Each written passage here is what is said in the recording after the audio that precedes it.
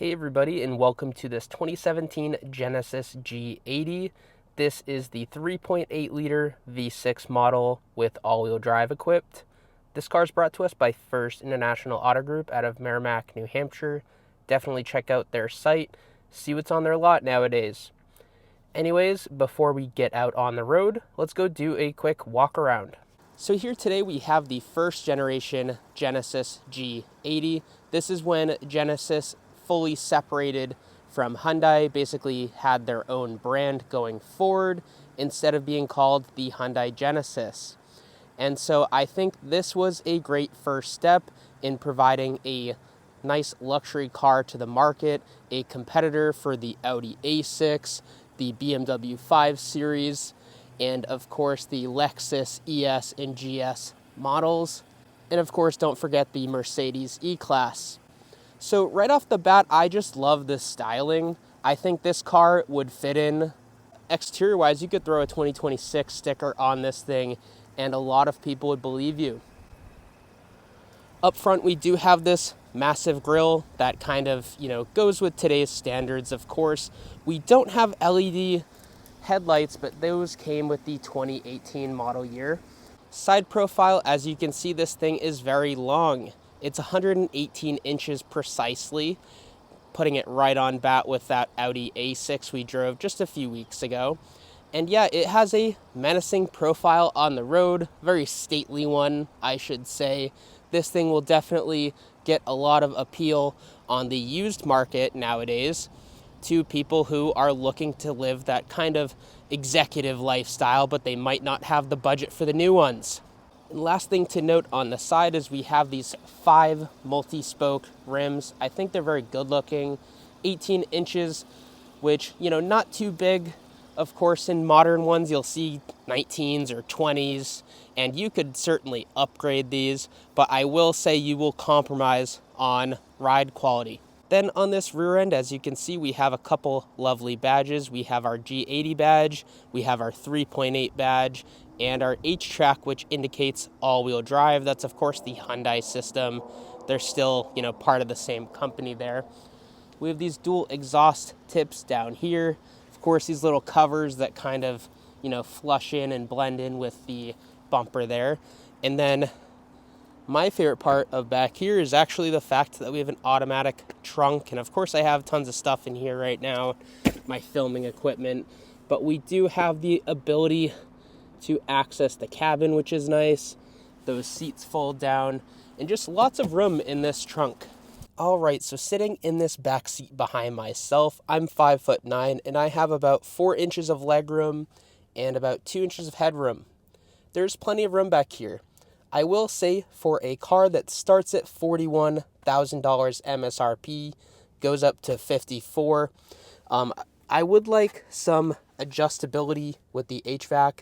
It is still nice back here. We have some privacy shades on the sides, and of course one back here. And then of course, when you come in and you start your Genesis G80, you have a push button start, you have a keyless entry, so you can get right in, leave that key fob in your pocket, come in here, press the start button. Seat rolls automatically into your position.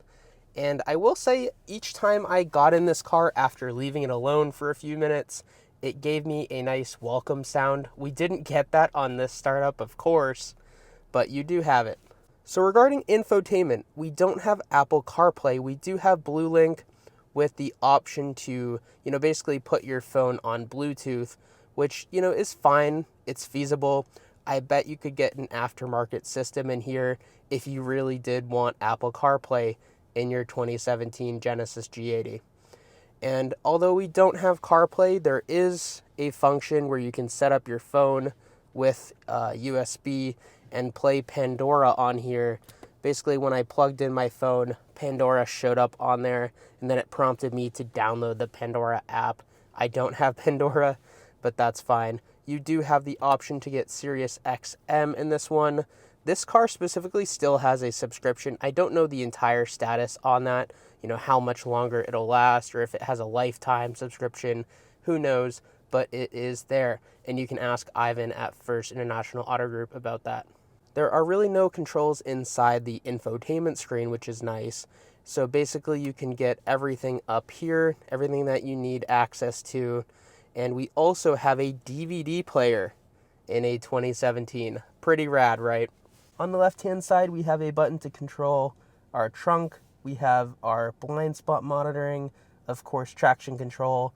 This controls that rear shade, which will open it now. You can see it in the rearview mirror. And then, of course, that's for our gas cap. And then this is to dim the gauge up front, which, yeah, sure, we can lower it a little bit.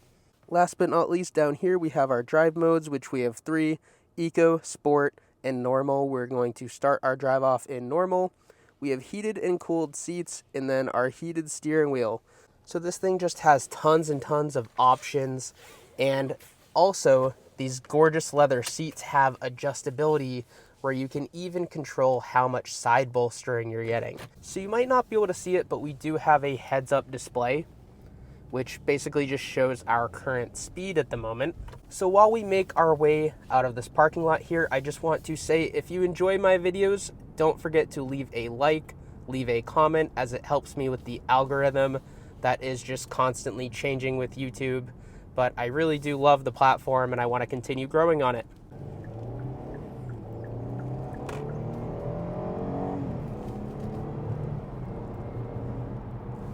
So this naturally aspirated 3.8 liter V6 makes 311 horsepower, 293 pound-feet of torque.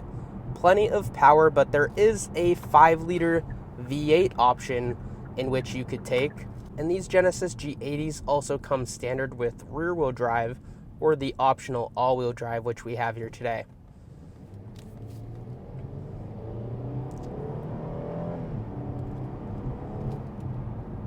But I'll tell you, just with the limited amount of driving I've done so far in this Genesis G80, you really don't need the V8. The V8 would be nice to have, right? I mean, it's a pretty cool flex, especially nowadays where V8 sedans are just more and more rare. Would be a very cool thing to have. But with that being said, fuel economy numbers on this thing, even with the V6 instead of the V8, are not great. We get 18 city and about 28 highway.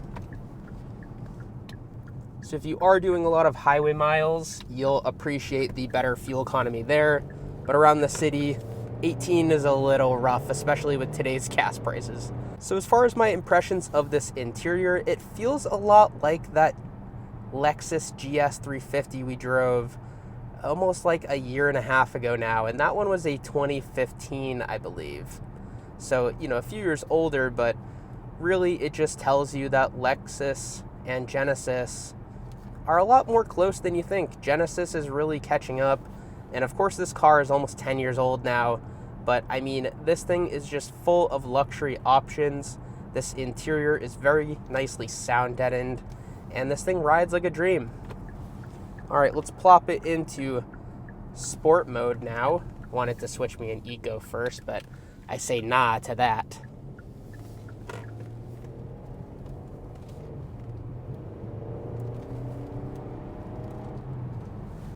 But anyways, this Genesis G80 has very lovely steering. The inputs are nice. You can really feel where the wheels are pointed. And I just love the ride position I can get myself in. These plush leather seats are very comfortable, especially for long road trips. I could definitely do a long ride in this car. And these side bolsters, you can adjust them so they hold you a little tighter for when you're doing some sporty driving, and then let them go when you're just kind of cruising around town. I think that's a very nice setup to have.